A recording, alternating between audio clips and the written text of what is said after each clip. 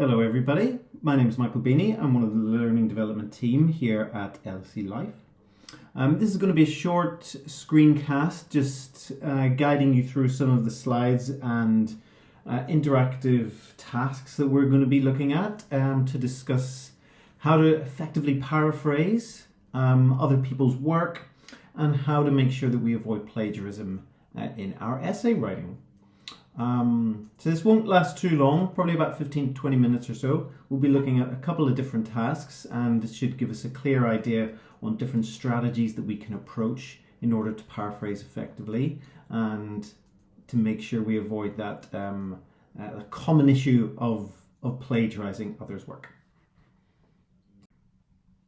So before we get started, let's just take a quick look at our session aims for today's session. We're going to be trying to do a couple of things. We're going to think a bit about what paraphrasing actually means in academic discourse, and we're going to think about the rationale for why we need to paraphrase effectively as well. And we want to then think about two really practical strategies in order to help us paraphrase. One is a little bit more of like a mechanical approach, another one is a little bit more holistic. So we'll be looking at two slightly varying strategies, how to paraphrase effectively. We'll then be looking at a couple of activities just to help us practice paraphrasing effectively a little bit more as well. And we'll kind of guide you through those activities as well together. And then we'll finish with a little bit of kind of further help, kind of guidelines and access to all the different aspects of support that LSE Life can provide you on your undergraduate, postgraduate or even doctoral journey here at the LSE. So in order to figure out what we mean by paraphrasing, why it's important to do it effectively as well, what its rationale is, first of all we need to consider these questions. Why do we refer to sources in our writing? What is paraphrasing exactly, and why do we need to paraphrase? So let's take a look at each of these questions in turn, and then we'll get into some of the details of how we can apply them to two specific strategies. So why do we refer to sources in our writing?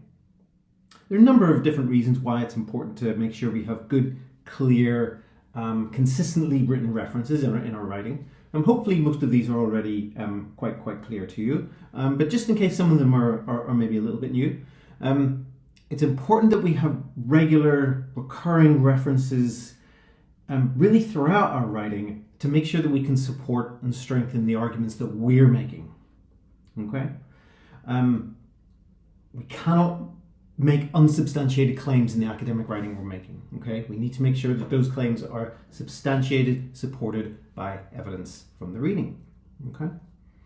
And that evidence can be empirical, can be theoretical, evidence, say for example, could be statistics, could be facts, theoretical concepts, could be all sorts. And it's to demonstrate that we've really read widely and at an appropriate academic level. Maybe that will be just focused on the reading list that you're given, the core reading lists. Maybe that will be sufficient for maybe some essays. Maybe for other essays, particularly maybe for longer word counts, can we go a little bit beyond the reading that we've been given, beyond those core reading lists, okay? But to show that we've read widely at an appropriate academic level, and I think a lot of that is about balance, okay? If we're writing an essay of 2,000 words, how many references do we need, you know? And I think it can be an issue where if you try to have too much reading, too many references in the text, you can end up writing essays or making arguments that are maybe a little bit broad, a little bit shallow, okay? It can be more effective to be very strategic, selective in the readings that you're choosing and then going into them in a little bit more detail, okay? Or synthesizing sources, comparing and contrasting them, okay? And that feeds us into the third point then, to present different points of view. Can you use the references that you have to present differing viewpoints? And maybe that can help you situate your own academic argument within this debate, okay, that authors are having, okay? Or maybe different theoretical interpretations of a particular, say, empirical event, say, for example, okay? It's also to show that you've used good, credible, quality sources, maybe not too much grey literature, could be a key point here, okay?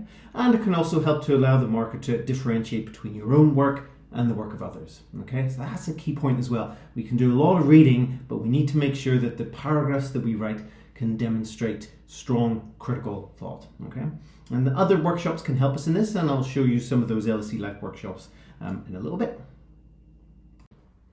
So what is paraphrasing, you might ask? Well, it undertakes a number of functions, but primarily it's about changing a text into our own words. Okay, it's about changing the words and changing the structure, but keeping the same meaning as the original. Okay, and it's also about explaining how we interpret what the writer has said. So trying to still maintain our own voice as we discuss reading. Okay, so lots of different things to think about there, but those key elements about trying to find our own words. Think about how we interpret what the writer says. There's a key element there with paraphrasing about trying to maintain your own critical voice. So why do we paraphrase? What's the rationale? Okay, that's the third question that we're trying to answer here at this initial stage. If you can paraphrase effectively, it can help us demonstrate clear understanding of what we've read. Okay, and I think if texts that students might submit that are maybe overly plagiarized or maybe rely too much on quotation, personally, I think that can demonstrate more of a lack of understanding, okay, than effective use of quotations. Okay, so if you can paraphrase more effectively, okay, it can really help you understand the text and to demonstrate that understanding. Okay, and it can maybe help us to explain concepts quite simply and quite clearly, and also make sure that those explanations are really relevant to the question that we're answering. Okay, and you can demonstrate a rationale, maybe say for example why you're looking at a particular concept, okay, or how this concept is relevant in order to understand, say, a particular process or a particular event in history, for example. Okay, and again, that's a key point. It's about using the reference to that third point. It's about using the sources to support your own writing, okay? To support your own topic sentences, okay? Your own argument that has got to run through. It's an argumentative thread through the essay, okay? Using the sources to support what you think, okay? And to help make our own voice heard in our writing, okay? Again, just going back to that key point about voice, okay? And the final one, much more kind of obvious, again, is to make sure we avoid that issue of plagiarism. So we've had a look at why we paraphrase. Let's now move on to the next section. So now we've looked a little bit at the rationale behind paraphrasing, what it is, why we might want to do it, why it's such an important thing to do in academic writing. Let's think a little bit about strategies to paraphrase, okay? And we're going to look at two different strategies, okay? As I said at the start, one's a little bit more technical, a little bit more mechanical. The other one is a little bit more holistic, okay? Maybe requires a little bit more of an effortful approach right from the reading process right up to the writing process. But this is very much a mechanical, linguistically driven one, first of all, okay? This is a mechanical approach, okay? A mechanical approach will undertake a number of interpretations and changes at the word level, okay? At the word level, okay?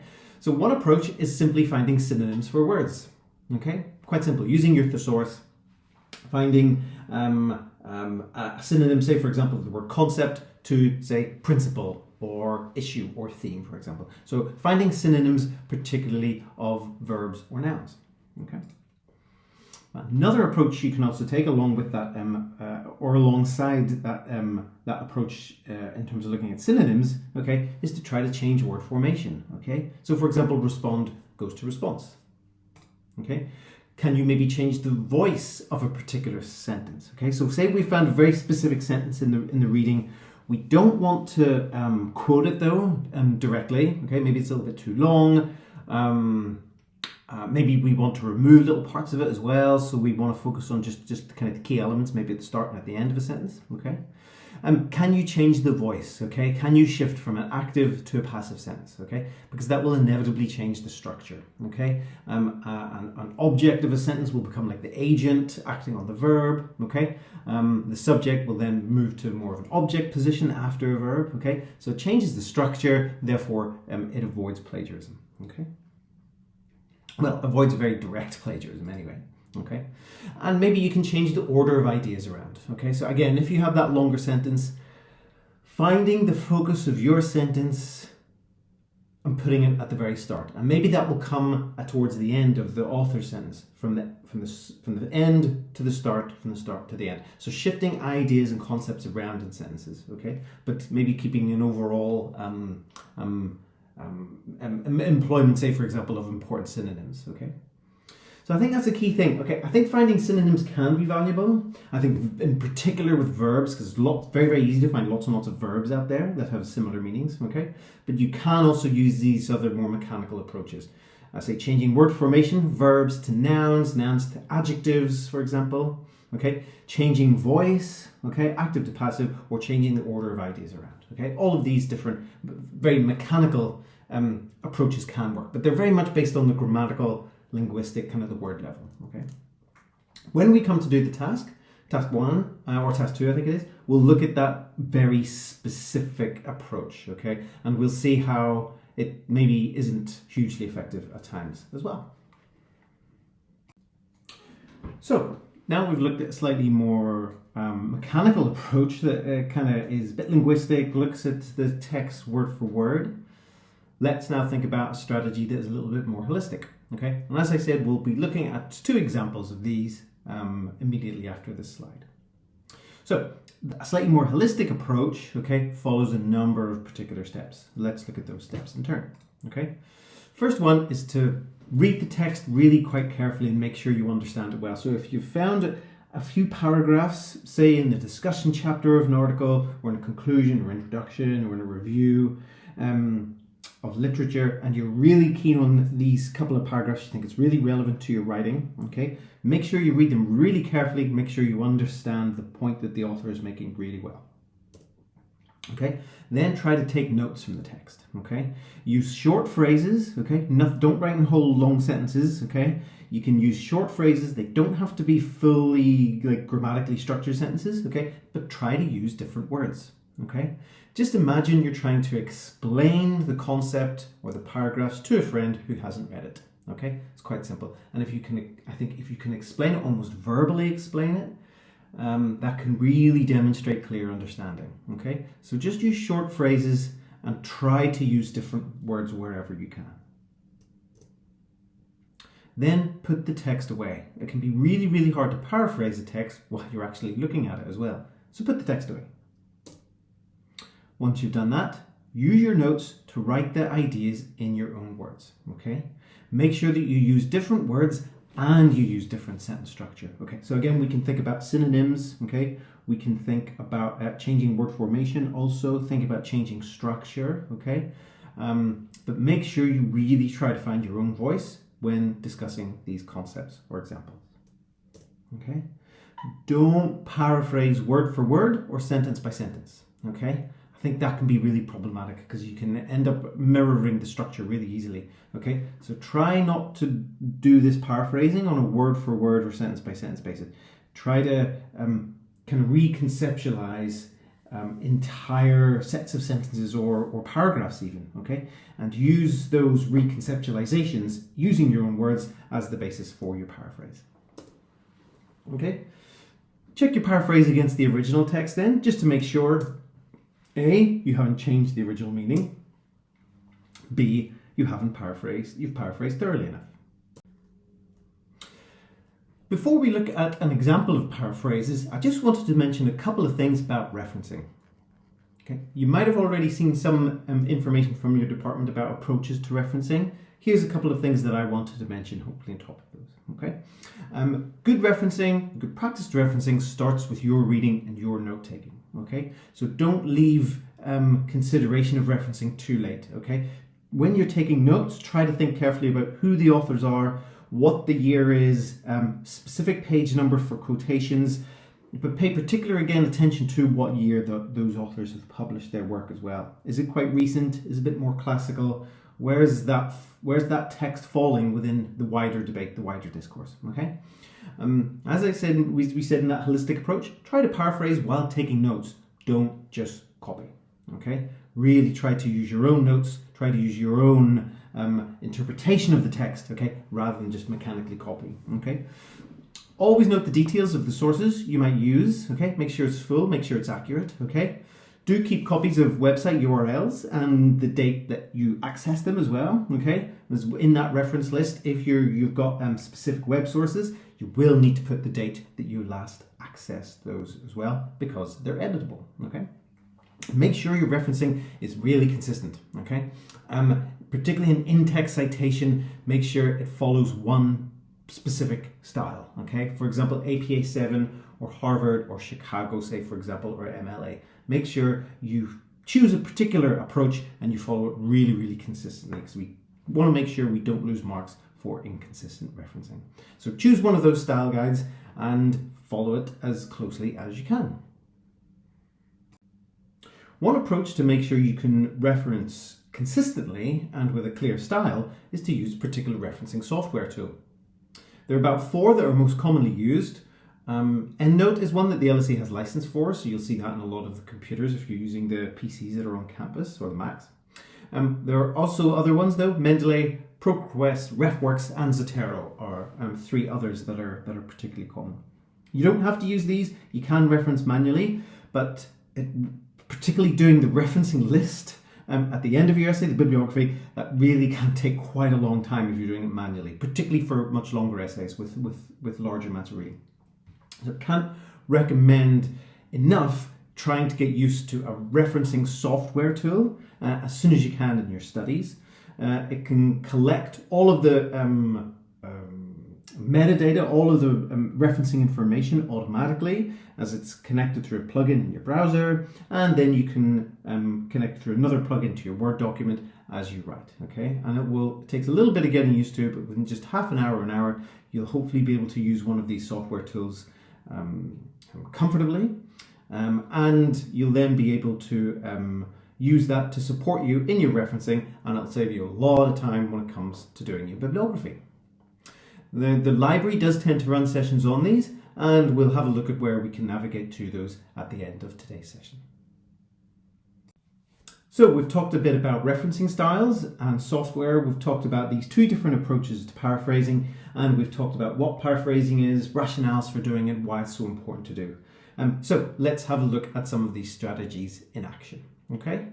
So first of all, we're going to look at a first sentence of a text, okay? And we're going to think about how we can paraphrase quite mechanically, okay? Substituting synonyms for as many words as we can, okay? Which is not such an effective way to paraphrase as the more holistic one, okay? After that, we'll then try the slightly more holistic approach, okay? Using that 6-point process that we looked at a little bit earlier. Okay, so we'll on the next slide we'll bring up the document, okay, or you can access the document that should be embedded in this folder. But let's take a look at this initial paragraph, okay, this initial sentence. How do we paraphrase this really mechanically? Let's go on to the next slide and take a look. So let's take a look at this first example.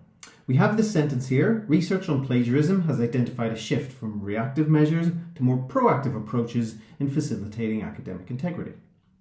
What we're going to try and do is paraphrase this using a slightly more mechanical approach that we looked at in one of the earlier slides. We're not going to look at the switches of structure or going from active to passive, passive to active. We're just going to look at synonyms. So if you haven't done it already, pause the video for a few minutes and see how many different synonyms you can think of for all of the words in this sentence, okay? And we'll see how that approach can wind up with slightly complicated paraphrasing approaches, shall we say, okay? So pause the video for a few minutes, and when we come back, let's see if we can look at the answer to this. Okay, so here we have this sentence: research on plagiarism has identified a shift from reactive measures to more proactive approaches in facilitating academic integrity. Let's look at an approach that just uses synonyms.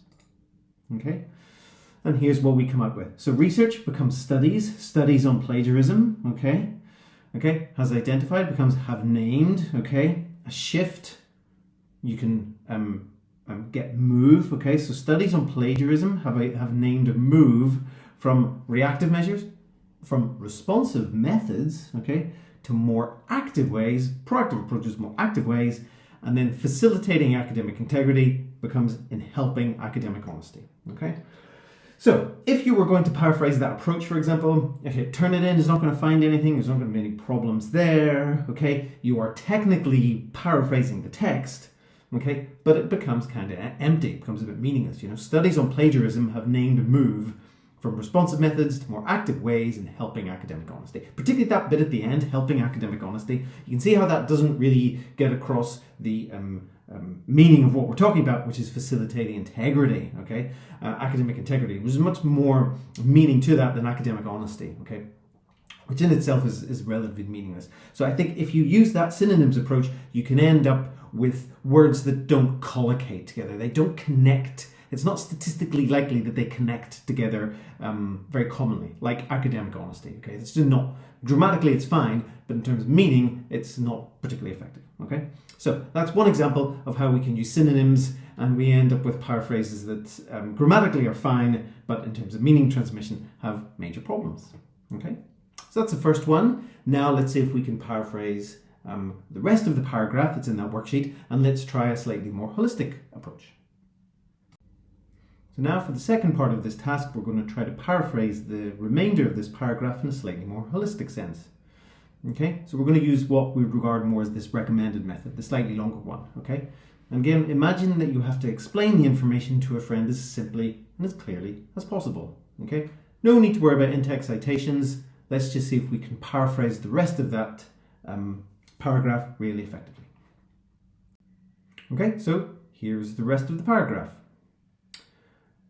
From catching and disciplining cheats, the current trend appears to be towards teaching responsible conduct and research. A proactive approach, however, requires discussion in the scholarly community about what academic integrity is and whose responsibility it is.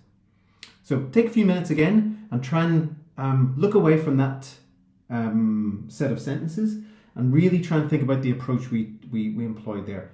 Taking notes, trying to rewrite those in your own words, not using the text as a source so much, and trying to find your own voice, your own interpretation of that, your own focus, but trying to keep the same meaning. You don't have to change every single word, okay? Feel free to keep the key concepts, the wording of the key concepts exactly the same. Same again, pause the video for a few minutes, try this approach, then we'll come back and we'll see how we did. Okay, let's see how we manage that, okay? Here's an example of a paraphrase that I did for this, okay? There's no perfect right or wrong answer here, but this is what I attempted, okay? So what I wrote is that academic integrity has moved away from punishing cheats towards emphasizing responsible conduct among researchers. There needs to be a more proactive approach to consider what exactly academic integrity is and where responsibility for it lies, okay? So again, you can see I've used the verb phrase moved away from, okay? Academic integrity is moved away from, okay? And I've used that phrase to get that idea in the first sentence about from catching and disciplining towards responsible conduct, okay? Okay, so I've used the verb phrase as a replacement for the two clauses in the first sentence, okay? Now, what I've also done then is, as I said, kept some words the same, okay? Responsible conduct, okay? There's no need to change that, for example, okay? Okay, so look for key concepts in the texts that you're writing about, okay? And just repeat those key concepts, okay? There's no need to change conceptual nouns to find synonyms, because synonyms don't really work so well for that, okay? So academic integrity has moved away. Okay, and again, disciplining cheats, that can become punishing cheats, okay? That's a really easy synonym to make. Discipline to punish, okay? So when you're trying to paraphrase, look for the synonyms that are really easy to do, okay? But for and particularly verbs are particularly easy to do. But for nouns, if they're key concepts, just keep them the same, okay? As if you change them, they just sound a bit unnatural. Okay, and again, in the second one, a proactive approach, kept that the same, okay? Okay. There needs to be, again, I've used there needs to be, okay, as an alternative to say requires, okay? Again, just small changes in verb choices can lead to big changes in structure, okay? There needs to be a more proactive approach to consider what exactly academic integrity is and where responsibility for it lies. So not whose responsibility it is, but where responsibility lies. Keeping the conceptual noun responsibility, but changing the the discourse around it, changing the language around it. Okay, small, simple changes, nothing too complicated, but all of those little different elements can lead to a fundamentally different set of sentences, uses of language that still keep the same meaning. So that's what I did. How about you? Did you get something similar, or did you get anything different? We can answer that question in this short debrief, okay? What happened when you tried the first method of just using synonyms, the more mechanical one, okay? What happened when you tried the more holistic one? Did it take more time? What was the outcome? Were there major differences? Did you still use some of the synonyms? What were the major differences between your paraphrase and the original? What method worked better for you? What difficulties did you have, okay? Feel free to consider these and come along to any of the other sessions, and feel free to chat about those, particularly in one-to-ones, which I'll be chatting about at the end of today's screencast.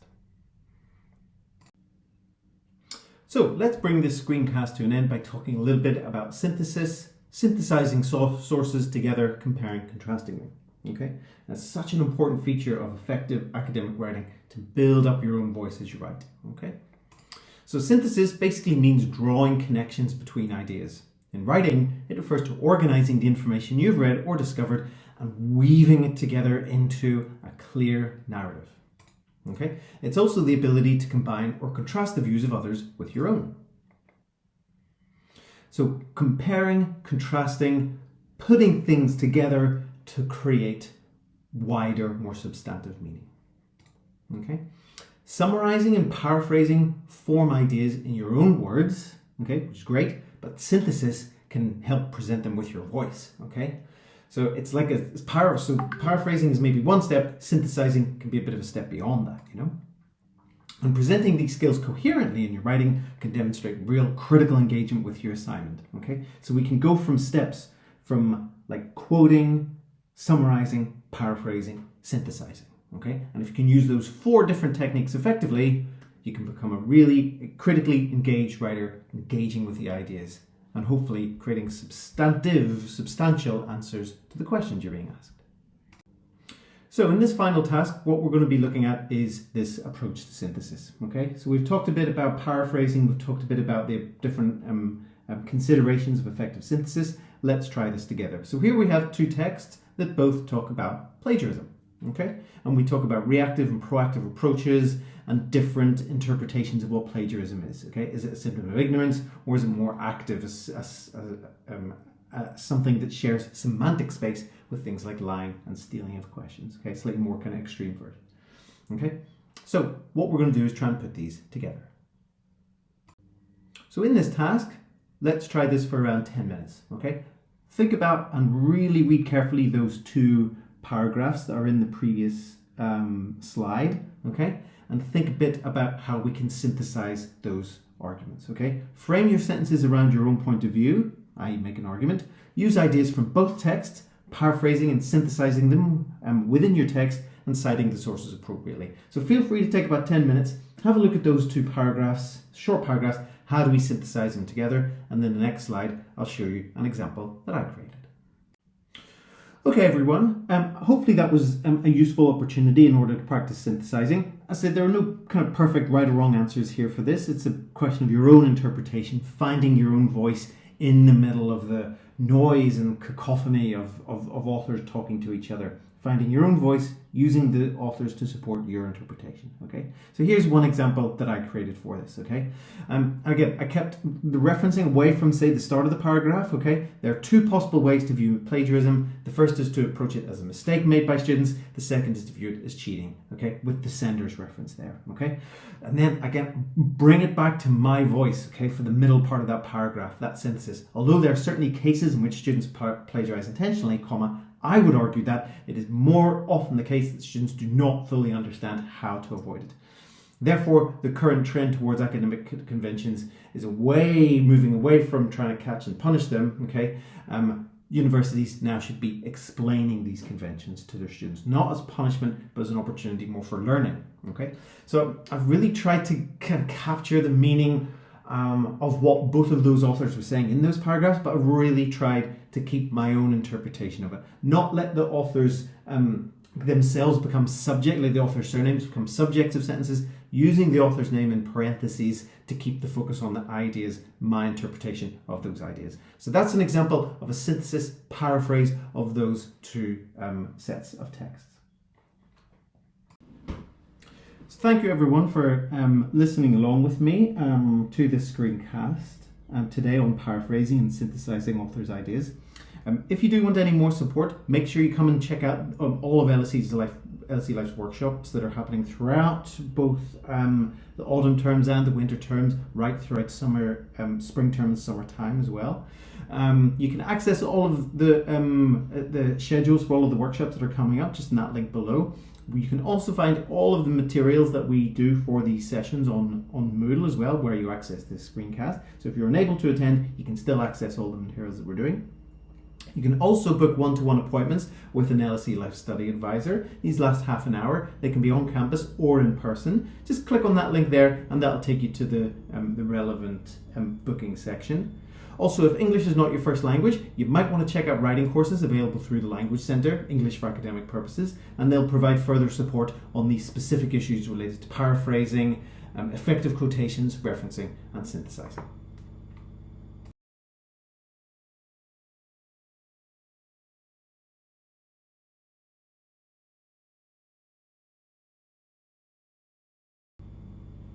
Well, that brings us to the end of today's session. Many thanks for your listening along to this. Really hope it was useful. As I said, if you do have any questions, feel free to email me at the below email address, or feel free to get in touch with us either through booking one of those workshops or going along to one-to-ones with a study advisor, and hopefully we'll be able to provide you with ongoing support throughout your educational journey here at the LSE. Thank you very much again for attending, and I hope you have a lovely rest of the day. Thank you.